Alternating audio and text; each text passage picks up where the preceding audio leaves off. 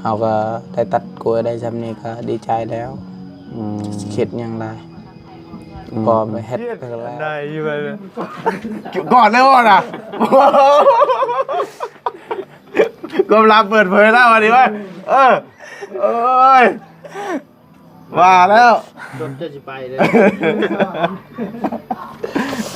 จึงได้เปิดกระเสียอันเสียโตแล้วนี่เนาะเสียควายแล้วสิ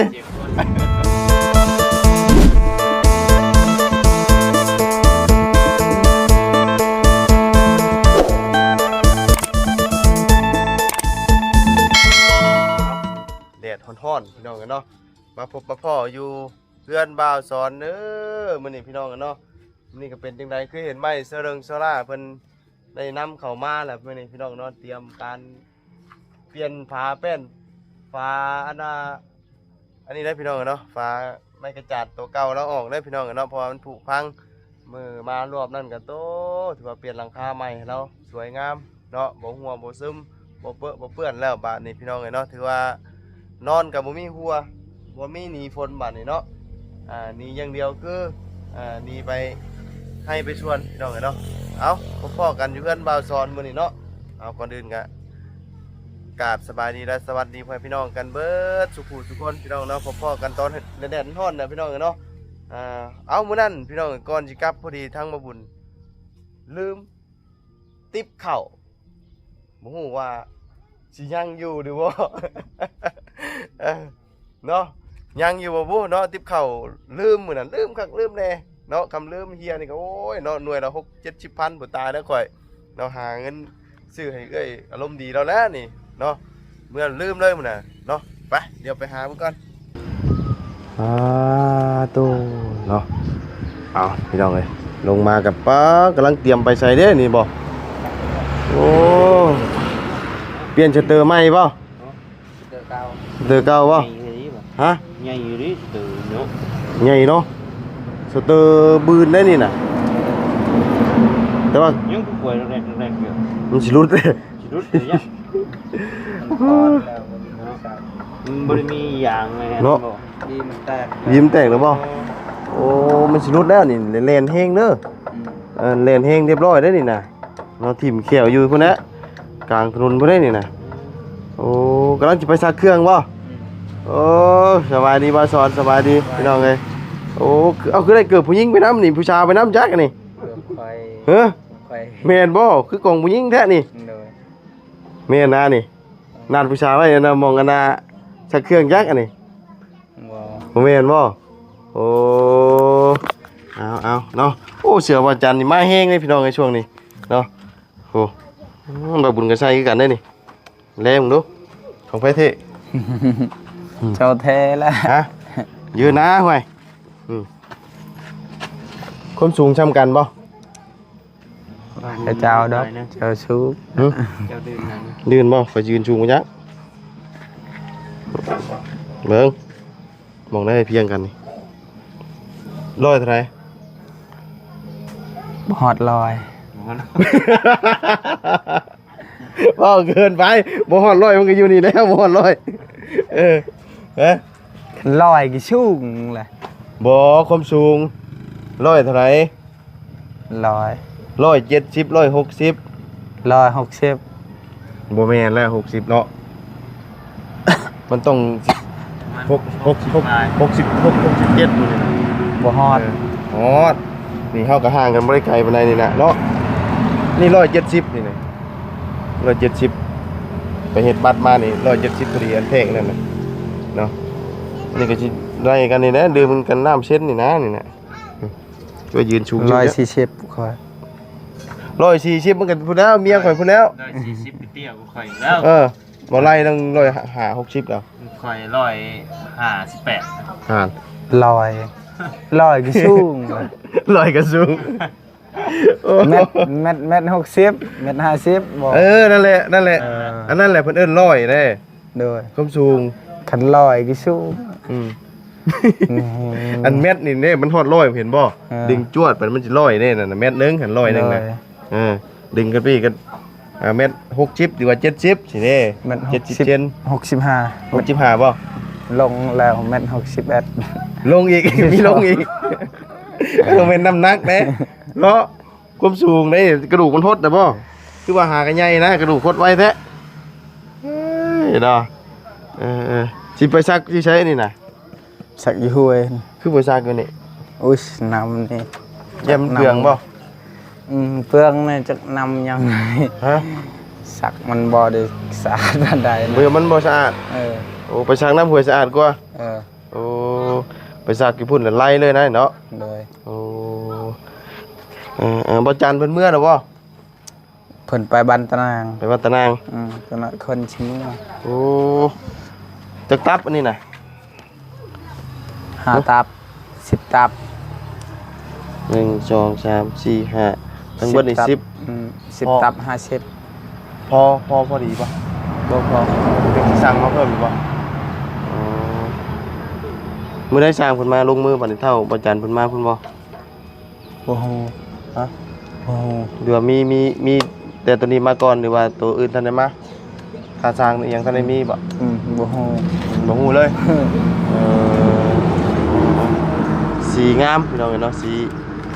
ตับหมูเนาะสีนี่งามเลยยังต้มยังนั่นน่ะต้มยังอยู่เนี่ย จักสิต้มยัง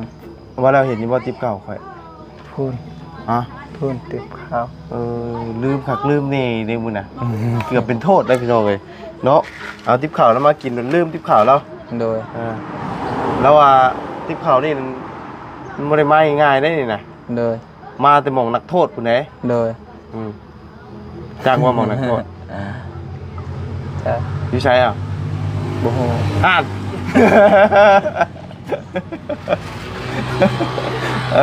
มันมาแต่พูดแกล้งคันพุ่นได้นี่น่ะ นักโทษเพิ่นศาลเด้นักโทษเพิ่นศาลเนี่ยคือกันกับอันน่ะหม่องอ้ายเจ้านี่แล้วเพิ่นไปฝากนี่แล้ว โดย เพิ่นบ่มีแนวเฮ็ดนี่เพิ่นสิหาอาชีพมาเฮ็ดดอกเนาะ โดย ไอ้พวกอันน่ะเพิ่นฝากคลังนี่ก็คือกันแบบว่าเฮาไปอยู่ซื่อๆแล้วเพิ่นสิหาแนวให้เฮ็ดคือไผอันว่าอันนี้ก็ให้เฮียนสารเฮสารทิพเข้าสิเด้ออกมาแล้วก็มีอาชีพแล้วบัดนี้เนาะ โดย ก็เป็นคือนี่เพิ่นสารอยู่ในเรือนจำแล้วก็ส่งมาขายอยู่ข้างนอกเพิ่นก็ได้เงิน โดย งามเลยสีมืออยู่ในเรือนจำนี่เพราะว่าเป็นเพียนเลยเนาะเป็นเห็ดผักเลยว่าแล้วก็ไปเอามาให้นึกว่าอยู่ใช้ บ่ฮู้ ติ๊บข้าวได้ พูน ไปเอามาให้เนี่ย เดี๋ยวจะลืมนี่โอ้ยเนาะ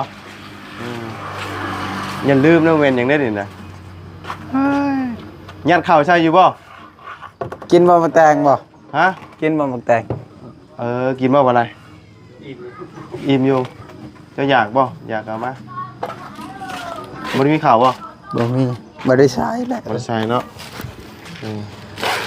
โอ้มันยังฉันมียังเชิญนี่นะ ข้าวเจ้า เฮ้ยชินเต็มเล่นบ่นี่นะ หมดกินจนว่าแห้งหมดโอ้โอ้สี่มื้อนี่เนาะสี่มื้อหามื้อนี่นะจ๊ะทิพข่าวนี่นะตั้งแต่มื้อกันนะสี่มื้อผมพี่น้องเลยเนาะมากินข้าวนี่ลืมเลยบอกว่าจะเอาทิพข่าวมาคืนเอาเลิกว่ะลืมทิพข่าวน้อยๆฉันนี่ก็หา60,000กีบอยู่แล้วเพลงนะเป็นร้อยบนนี้นี่ก็ได้100 บาทไปเลย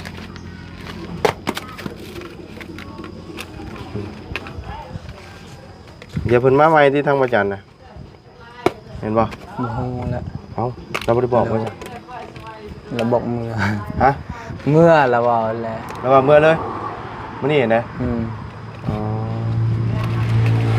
บ่เมื่อดำนานำบ่บุญสารวัตรบ่ มันข้าวเวียก ฮะ ข้าวเวียก ค่าเวียงยังกูมื้อ เสียยามันต้น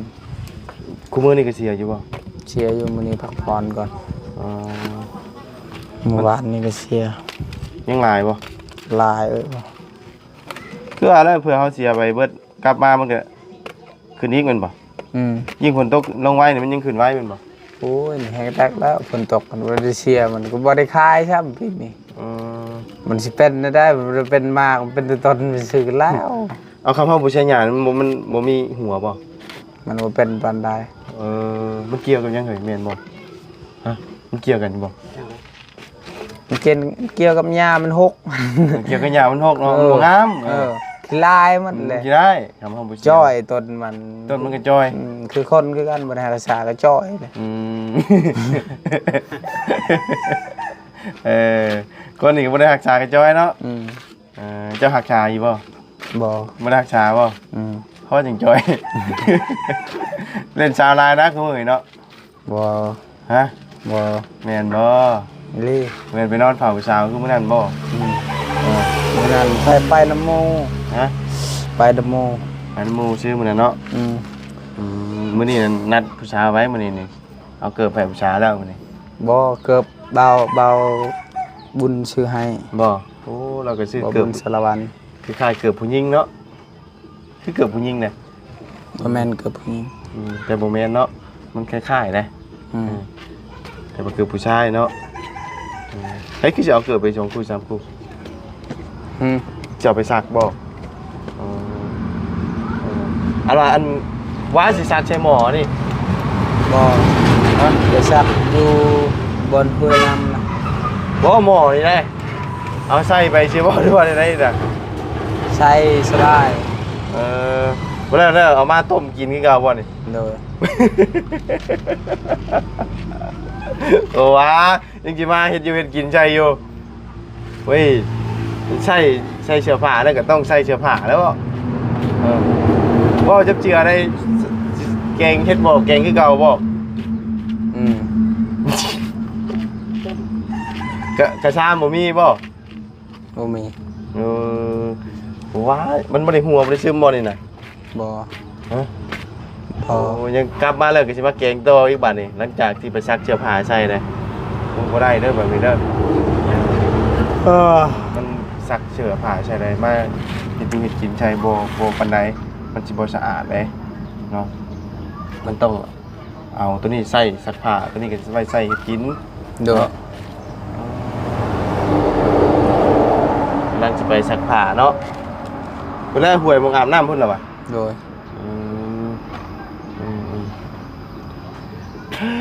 หอนครับกล้วยนี่บ่ได้ไปตัดขายเลยบางแต่มื้อนั้น ตัดแล้ว ตัดได้จักเครือ ได้จากสาวเครือ 20เครือ สาวจะได้สาว3เครือ 20เครือนี่ 2คันรถ ให้ไปแก่นํ แกไปเรื่อย แสดงว่ามื้อนั้นน่ะเบิดมื้อเลยไปตั้งแต่เช้าต้อง ไปแต่10เท่าใดโมง19โมง 19 โมงตอนคืนบ่ 19โมงกลางวันนี่ 19 โมงกลางเว้น 9โมง ก็ นี่ๆ9 โมงเช้าบ่หรือว่าได้ๆนี่ฮะ กัน5โมง9 บ่ 5โมง92นาที 5 โมงเช้า92 นาที มันมีฮอด92 นาทีมันว่าเดี๋ยวนี้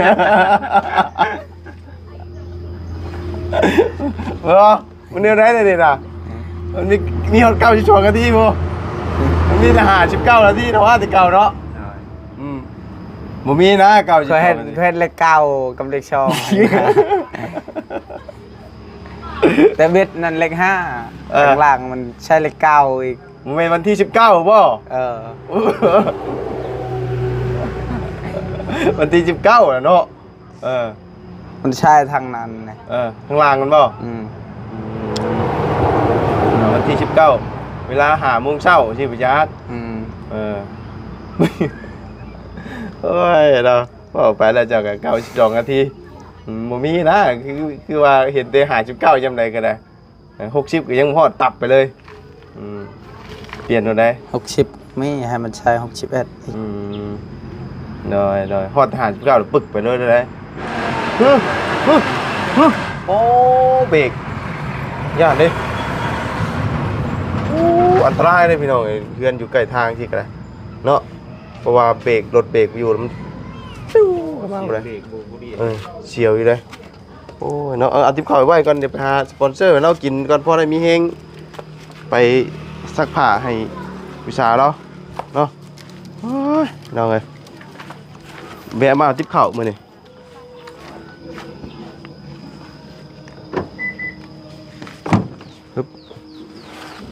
ป้าไว้รถอีก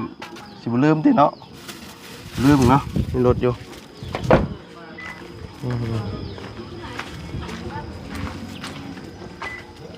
เอาพอได้มีแฮงสักผ้า กิน กินเอากินนะบ่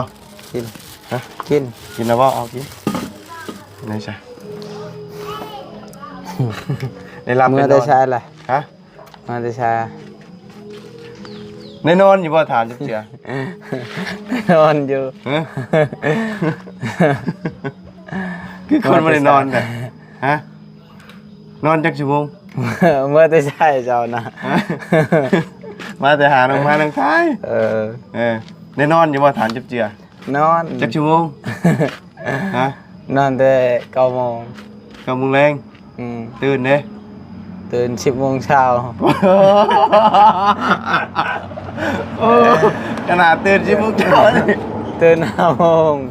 ตื่น5 โมงบ่ 5 โมงก็5 โมง 59 นาที ตื่น5 โมงหรือว่า6 โมง ตื่นแล้วก็เขาไปส่งนี่ ฮะ เขาไปส่งนี่ ตื่นแล้วเขามาส่งนี่บ่ อ๋อ สิบโมงเป็นอะไร เนาะ 10 โมง 10 โมง เขามาส่งคอยนั่งทายลุงนวด ลุงหนวดบ่แล้วเมื่อแล้วบ่ลุงหนวด บ่ฮู้เด้อจักระบ่ใช่ระบ่เอาไปอยู่เทิง ไปเพิ่นบ่ไปน้องไม้บ่ โดย อันขายกล้วยซาวเครื่องนั่นได้เงินเท่าไหร่ ใน200,000 อ๋อถึงดีเลยเนาะ 200,000พี่น้อง ถือก็พอได้เลยเจ็ดเลยได้ บ่ยอมรับมันถึงแฮงดิช่ว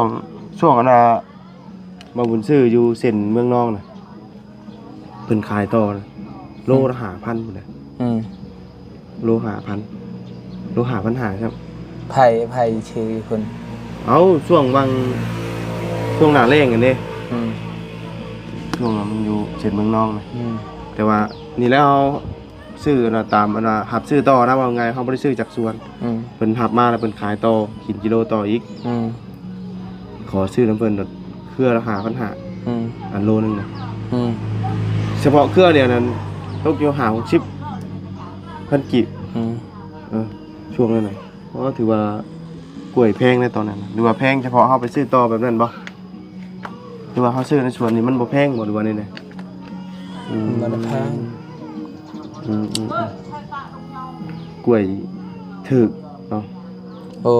ยเขาก็หากินคือกันว่าเขาก็กินแบบนี้เขาก็ได้ตัดกล้วยได้ซำนี้ก็ดีใจแล้วคิดหยังไร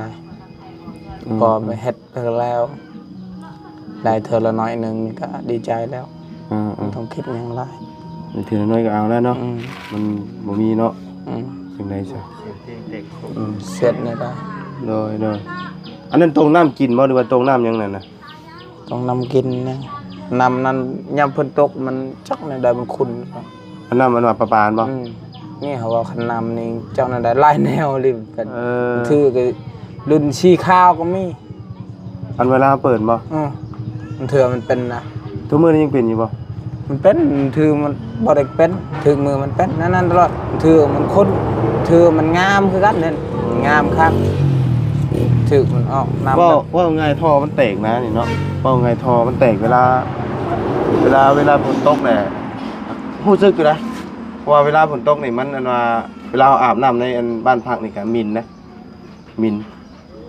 แล้วก็ขุ่นเพราะขุ่นเปิดออกมานี่ขุ่น มันออกสีขาวเขาน่ะ แน่นออกสีขาว เป็นตากินเลยบ่ น้ำเส้นนี่นะเพราะว่ามันอาจจะเป็นน้ำอันฝนมันเข่าบ่หรือว่าจังไดยังบ่ฮู้เนาะแต่ว่าตามที่ว่าเฮาใช้ในบ้านพักนะมันก็มินแล้วก็มีกลิ่นคือกันแล้วก็เปิดมาขาวขุ่นเอาได้เนาะเห็นเลื่อยอยู่เวลาฝนตกนะมินพร้อม ฉันนำแบบนำตกเองเดี๋ยวได้กินตลอดนั่น ได้จะทางไปตรงไว้กิน มัดแล้วได้ตก ตรงมานี่กันมันได้กินน้ำอันนี้มันก็สิบ่ ขุ่นไปในนอกเพราะว่าน้ำมันนี่มันสะอาดอยู่แล้วเพราะว่ามันหลังคาไม้ โดย หลังคาไม้หลังคาไม้นี่มันล่างกันนะคุณยังลงมามันแต่มันสิงามอันนี้เนาะ บ่ได้เคยกินปันใดนำแพรกับนำเฮานำตกนี่แบบงามมันอยู่ที่ดินข้าวตลอดนำลายเป็นลายขี้พุ่น โดย ไก่แล้ว เช้าเสียงเพลงกันดังครับพี่น้องเลยเนาะโอ้เย็นข้อบ้างนี่บ่ได้เลยติดเลยหนึ่งเมียต่างหมอนไหนนะบ่ตก คอตกหมอนแต่วานดิเนาะเจ็บอยู่เลยนะเมื่อวานนี่มันตกเพื่อนตกเพื่อนบ่อยากแก้เบิ่งนะนี่ แกะเบิ่งเลย ฮะ เบิ่งบ่ โซซีแพ็คเลย โอ้ดูให้มันชื่อขึ้นก็บ่ได้เนาะบ่เห็นจับที่มันอยู่พี่ตกเพื่อนสาวพรเมื่อวานนี่ไปบ่ไปหาสาวพร ชาวพรบันได้ ฮะ ชาวพรบันได้ สาวพรบ้านกระตึบบ่ เทิม บ้านเทิม บันเทิม อืม ทางได้ ร้านพุ่นแล้วทางเมื่อบ้านพุ่นแล้ว ชาวพรบาวแม็ก บ่แม่นสาวพรบ่แม่นเด้บ่ได้นั่นบ่แม่นค่าเจ้าได้นะเราให้กันอยู่นั่นน่ะ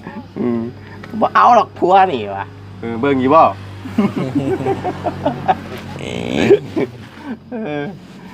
จุ๊บเจ้าจื้อไว้เด้อเจ้าก็จื้อไว้เด้อเอาเนาะฝนสิตกเดี๋ยวบ่ไปซักก็ได้ติถ้าตรงซักน้ำฝนก็ได้ตินี่ อุ้ยสะอาดได้สักน้ำฝนจากยี่ห้วยสบาย มีหินเนี่ยทูมัน กินถูล้างพร้อมเนาะน้ำยังไหลอยู่บ่น้ำห้วยน่ะ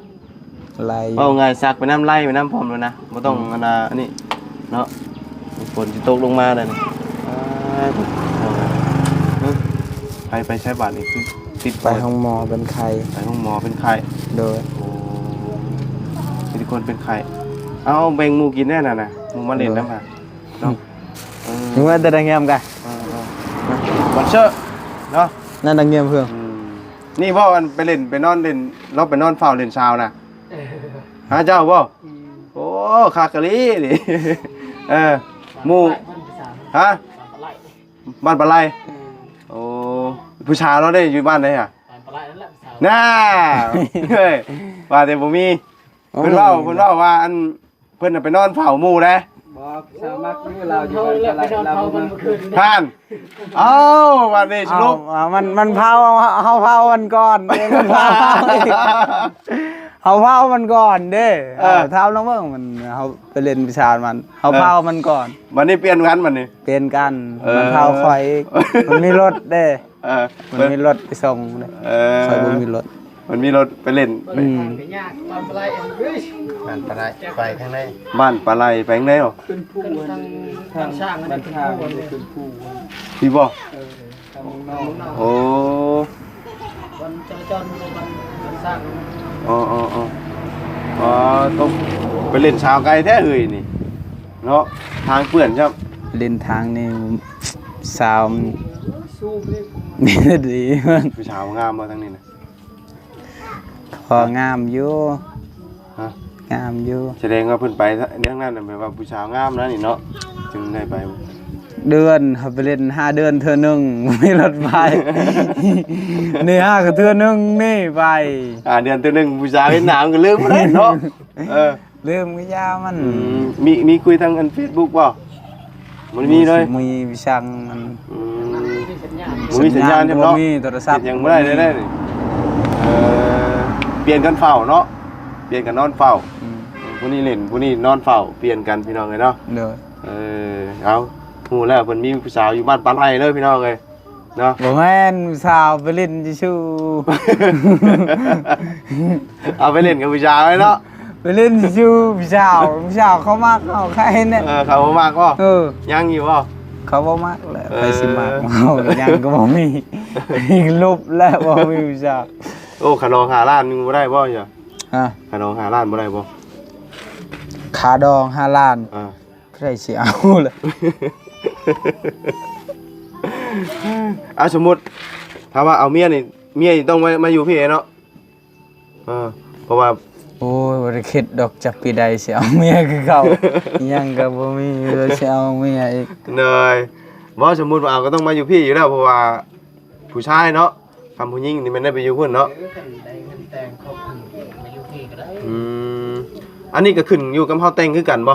อันผู้หญิงมาอยู่เฮือนนี่นะอ๋อก็ว่าเฮาบ่มีเงินแต่งก็แม่นบ่ได้มาอยู่อีกคือกันบ่ตัวนี้ก็ยันว่าอย่ามา กันผู้สาวขึ้นสู้ก็ได้ อืม ค่าดองก็บ่แพงค่าดอง ผู้สาวขึ้นสู้นี่คือผู้สาวมาสู้เฮือนผู้ว่าพี่บ่ นี่อันนั้นเป็นนำเฮาไปเล่นนี่แหละขนาดไปเล่นเป็นเกิน เออ เจ้าต้องเล่นให้เป็นนะ โอ้ยมันง่ายเว้าลูกเข้า ต้องเล่นให้เป็นได้ให้ผู้สาวตามมานี่อืม จะเว้ดอกอยู่ นะกู สาวบ่กล้าหยอกแล้วเลย มันหยอกชาวเก่งอยู่บ่ เก่งเลยสอน โอ้ธรรมดาได้นี่เนาะ เชียดอันใดอยู่ไปเลย ก่อนเลยว่ะนะความลับเปิดเผยแล้ววันนี้ว่าโอ้ยว่าแล้ว รถจะสิไปเลย จึงได้เปิดกระเสียงอันเสียโตแล้วนี่เนาะ เจ็ดตัว เสียควายแล้วสิ เจ็บกว่า ไปกอดลูกเพิ่นนะอย่าได้จะคือว่าแล้วทั้งนี้ชวนลายเพิ่นกอดได้เนาะกอดได้จับได้หอมได้ตามที่เราเห็นในคลิปเนาะแต่ผู้อยู่บ้านไหนนะ เป็นบ้านเราไปเนี่ย อยู่บ้านเจ้าไปยังบ่ ฮะ กอดได้หอมได้เป็นบ่อ่ะ บ่เคย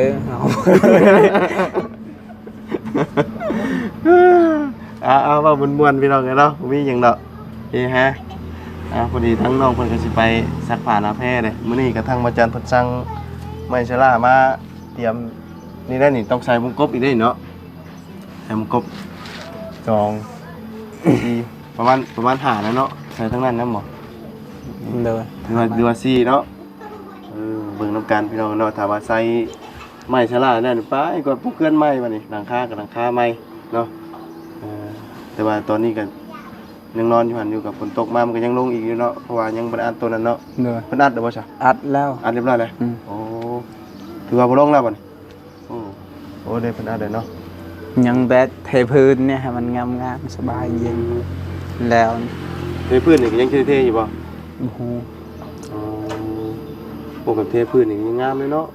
มันสูงอยู่แล้วนี่ดินปรับดินทางนี้โอ้ยซ้ำชีนอนเล่นบัดนี้เนาะไปซะพี่น้องเอ้ยฝนสิตกนะให้บ่าวสอนเพิ่นไปซักผ้าซักแพรก่อนสิไปอยู่ติ ไป มันสิแห้งอยู่บ่มัน แห้ง หึ แห้ง แห้งก็แบบอับๆ เอา แล้ว เมีย เนาะ นอยู่นี่ก่อน มา แช่น้ำหอมก่อน แช่น้ำหอมแช่น้ำยาปรับผ้านุ่ม โดย เนาะแช่ใส่หม้อนี่มาแล้วเอาหม้อไปต้มไปกินคิวได้ ได้เด้อตัวนี้ต้องไว้นะสักเครื่องเลยตัวนี้นะ โดย เมื่อนำมาต้มหน่อไม้แล้วโอ้กินน้ำยาปรับผ้านุ่มข้าวหน่อไม้ ตามมาเอาติ๊บเข่ามานี่พี่น้องกันเนาะสิเอาไปขึ้นที่ร่มดีแล้วก่อนลืมมันนะกินข้าวกับสมปักเสียนกับซีนแห้งมันน่ะเดี๋ยวก็เมื่อเลยเนาะนั่นแหละสปอนเซอร์กินพอมีแห้งเสียหยามันต้นเนาะไปจ้ะพี่น้องสำหรับวันนี้ไปเด้อพบเจอกันใหม่พี่น้อง สบายดี พี่น้องเนาะมืดฝนมาเลยไป